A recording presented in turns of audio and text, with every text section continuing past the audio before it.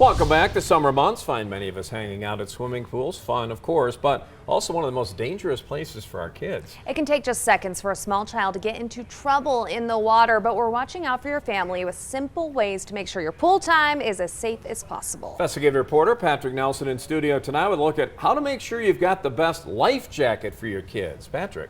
Robin Elizabeth, the CDC says drowning is a leading cause of death for kids ages 1 to 14, with the highest rates of injury and death in kids under the age of 5. These startling numbers are the reason safety experts say it's not only important to invest in a life jacket for your kids, but to make sure you're buying the right one to keep them safe. We're gonna get this life jacket on you, all right?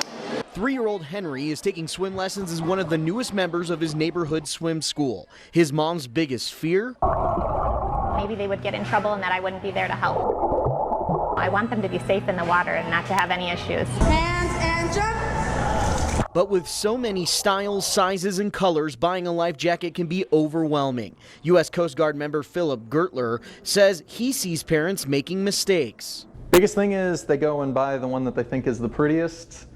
That's not the greatest to be seen if in an emergency situation. Lieutenant Gertler says to look for brighter colors like blaze orange. It helps a kid stand out in the water, and buy the right size. The manufacturer label will give you guidance on that. If it's too big, your child can slip out of it. Also look for jackets that are U.S. Coast Guard approved. There's an approval number on the jacket itself. There are 5 types of personal flotation devices that meet U.S. Coast Guard approval.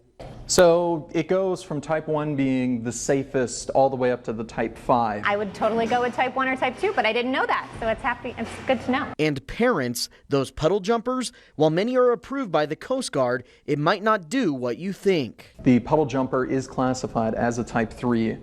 So if your child's in the water with one and they actually get turned over, it will not right them.